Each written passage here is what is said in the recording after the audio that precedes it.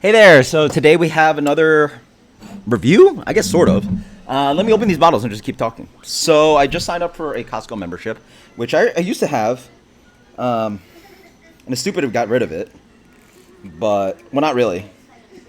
We didn't live near a Costco, but now I do, and I've been like surviving for a year without that, which is dumb. Well, I have a Sam's Club, but it's not as convenient, and not as close, and Sam's Club not as good as Costco. Part of it, if you don't know why, is the Kirkland wines are absolutely crazy value. They're produced by true, real producers, and they just have the Kirkland label on it. A great example. I think it was, yeah, I believe a 12 pack of Deschutes Lager, which is called now like Kirkland Lager, was $9.99. Unfortunately, I didn't buy any. I have a review for you guys, but anyway, let's dig into this. So, like, why wine? Well, obviously with, like, trying to, like, work on my career and stuff, who knows? But if I just got the Kirkland membership, why not, you know, dig into some wine? So, why these two wines? The reason is, well, this is Bordeaux Superieur, French, Bordeaux, 7% Cabernet Sauvignon, 30% Merlot. Then you compare it with New World, but actually Court Sommelier has actually got rid of the New World, Old World distinction. Old world wines are going to be generally European, or yeah, pretty much old European countries: France, Germany, Italy, Spain, Portugal, blah blah. New world is everything else: Australia, South America. I mean, U.S. is a big producer. South America has a bunch of producers, right? So, same wine. Well, and this is a cab. Obviously, there's 30% Merlot in here. I'm gonna open them and taste them, and this is with my limited knowledge about these wines. I will say, there's a master of wine that'll link below, and he does a bunch of these Costco and Trader Joe's wines, and it's just so amazing to have like a master of wine or master somm on these YouTube channels producing all this wonderful content. Would it be great if the wine world, the beer world, had that? Granted, there's myself, and then Scott and Chris have a channel who are advanced cicerones that I took the test with, but they also took the master exam, and so they're attempting to, I guess, take their second attempt at master, and they're doing blind tastings and all that stuff, and you'll learn a lot from that channel. But a lot of wine content out there, not a lot of beer content. So what's the goal in this? I'm basically going to taste these two wines with like limited. I mean, I think I have a decent palate, but obviously not a wine palate.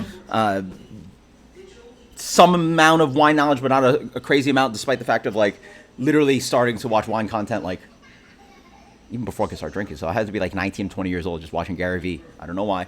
I still watch wine content just to geek out and just like, but book-wise, I've only done so much work.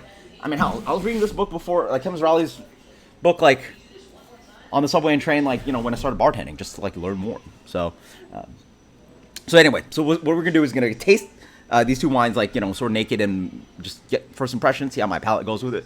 Then I'm gonna do the thing that I recommend that you guys do, which is how I educated myself on beer. Is now you have these two things open, you're gonna drink them, but then you just go online and start boom, just hitting it. I hope the books. I'm gonna watch the YouTube channel that I recommend. I believe he's reviewed both of these, like not fully, but yeah. And then find out more information, and then I'll come back after maybe a couple hours. And then give you what I learned within that last couple hours, right? Isn't that like pretty fun? Like that's how I would recommend learning beer. That's how I learned beer. You know, go to the store, get this, watch, you know, Beer Geek Nation or somebody, go on Beer Advocate, blah, blah, blah, blah, blah, learn about flavor notes, learn about what makes it this style, da, da, da, da, da, da. And then now you've like, you know, leveled up, and you have the liquid with you. So now you're getting tasting notes out of it too. So the goal here is to see what I can give you now information-wise, which is not a lot, and then see where we can evolve to. So this one is going to be Sonoma County, California. Napa's obviously a better known Cabernet producer, but let's do Old World first. Okay. So Cab, pretty dark, right? Yeah, again, very important to get better with descriptors. So like what actual language they use on the color, but I can tell you it's a pretty dark wine, right? Yeah. Let's smell the gut. And it's cool. They also have the tasting notes on the back. So I get like a strawberry, raspberry fruit character. Nice kind of like pretty plush sweetness to it. A little bit of like I mean, maybe the wood's showing through, so there's a little bit of this kind of like sweetened, vanilla-y kind of marshmallowy thing.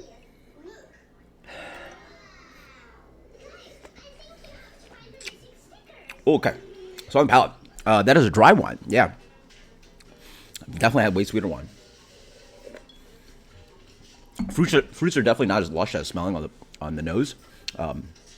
Yeah, this is way more like blackberry, cassis. Like I thought I was gonna smell a little bit more fruitier and jammy, more inviting.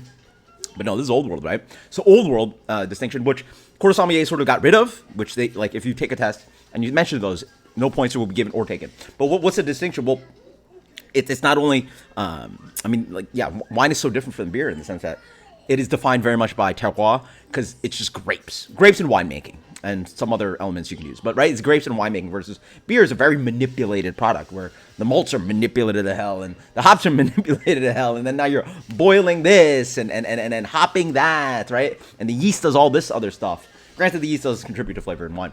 But this is much more driven by the actual, like, organic product, which is a grape, versus, you know, beer's been manipulated by the maltster and the hop, the person that collects your hops and changes them into pellips or whatever hot product, and then now you're boiling and doing all this stuff.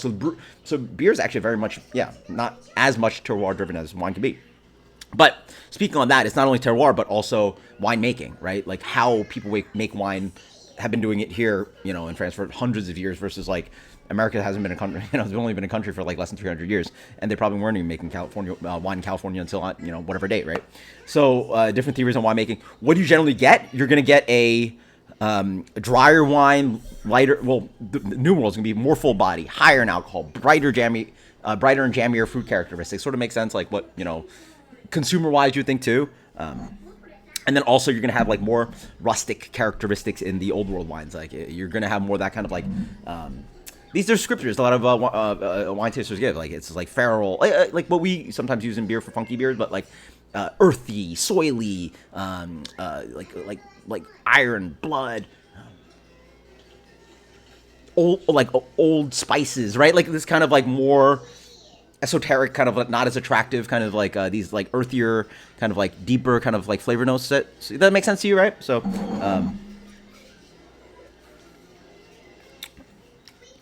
14% alcohol. Both are actually 14% alcohol. Really nice. I mean, it's just, by the way, this was actually cheaper than this guy, even though it's Bordeaux all the way from France. This was like $7. This was like 10.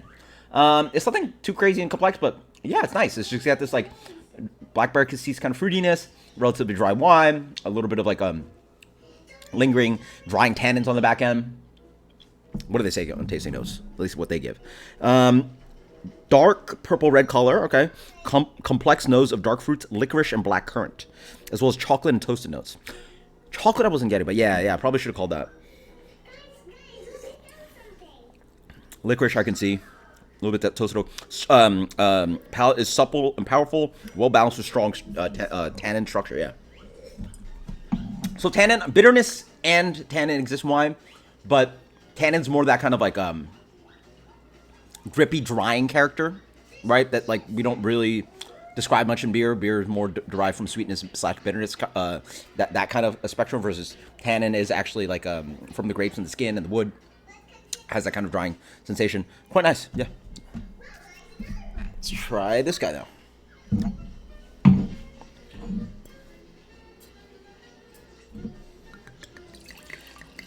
Appearance-wise, I want to say this one's just lighter. I want to say it's just a little bit lighter, but yeah, I want to say it's just a little bit lighter. Like it just shows a little bit, but still pretty dark. It's Cab's a relatively dark grape. Oh, it's vastly different. Vastly different, yeah. So here, the fruits seem a little bit more red than I was getting red fruit on the nose here. So maybe my nose tricked me, but it seems more elevated in fruit character. See, now I get more like, yeah, very different. Like, now I'm getting more like strawberry jam, cherries, raspberries kind of thing going on. And then also, on initial sniff, I was getting a little bit of like maybe VA, which they call volatile acidity, which is that kind of like vinegary note that we get in beer sometimes. Okay, cheers. Oh, it's such a different wine. Yeah, it's a vastly different wine. Well, not literally, but like to my palate. And it's always, the difference is going to be way more obvious when you have them side by side. So that's why I recommend also buying things to do side by side. So here, what I was describing between New World, Old World, it's like smack dab right there. Fuller mouthfeel, lush, definitely a sweeter wine. What I thought I was smelling is here now. So it's got this like yeah, strawberry jam, like the fancy stuff with the seeds and the chunky.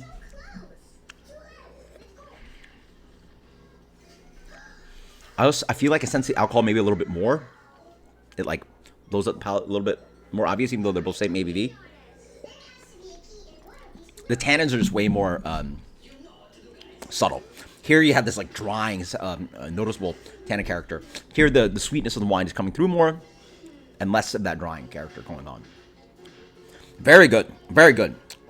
This is more, yeah, how we describe it. I mean, literally what we sort of described. This is a little bit more austere, dry, darker, more tannin. This is more jammy, inviting, livelier, lighter body. Yeah. Again, the fruits just change on me. This one's more red and jammy than the darker fruits over there. Right? Cool. Let's see what notes they go with. There you go. Cherry, ripe plums, black currants, black tea, leather. American oak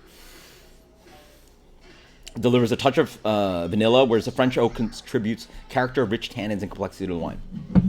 Alison Crowe, who's apparently like a known winemaker, the person I was watching at the store. Well, I tried to pull up his video at the store, and he mentioned that this lady is a winemaker. Anyway. What about the tertiary flavors they're talking about? Black tea and leather. I could see that. It's not all fruit jam and all that stuff. It's, but again, the fruits are very different, right? I'm agreeing with what they're saying on the label. Black fruits, black currant. Well, they have to say black currants here, but black fruits here. So it's more like, yeah, more black currant. I would say this is way less black currant flavor and more deeper, almost like mushroomy, shiitake kind of thing, but they say licorice and stuff like that. Chocolate, yeah. Toasted notes. Here, like I'm right there with them. Cherry and ripe plums, right? Definitely lighter fruit character, light, just color-wise, just lighter fruits and like black currant and blackberries and stuff.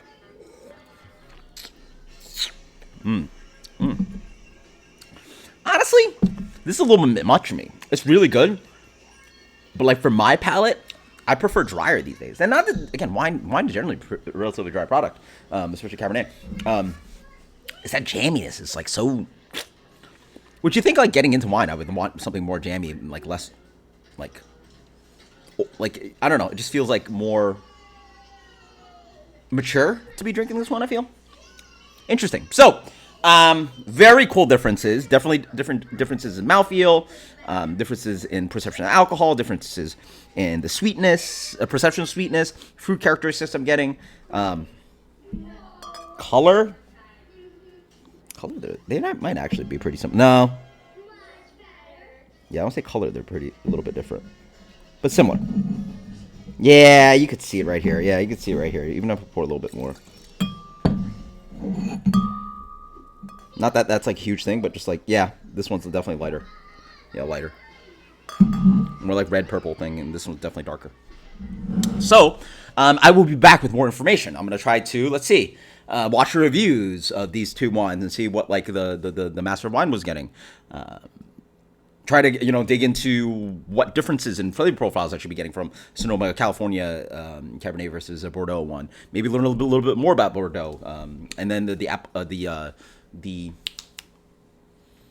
I guess like information about like the appellation. Yeah, that's I almost said it, but appellation Bordeaux Superieur Contrôlé. So like, what does that mean? What's the importance of that? And then I understand that. Yeah, well, I've done some studying on the Quarter Master Sommelier's #1 book for level 1, and understanding the differences left bank, right bank, production, different wine grapes being produced in those regions, terroir, so climate, So I'll be back in a couple hours. So I'm gonna enjoy these wines. I'm not finishing both, but I'm gonna enjoy these wines and then do some studying for you guys, and then come back to see what information you can sort of gain from just drinking 2 wines and just doing a little bit of studying. And now it's fun, right? Because now you have the wines in front of you, you're tasting them both, and you get to watch some content. Well, I mean, I love the stuff already anyway, but now I get a context to it. I'm not just watching, because I've watched a bunch of wine content just for the sake of watching it. But you guys, literally, any glass of wine I've ever had, pretty much, I've done on the channel. So I really don't drink wine, but I think it's like, important to like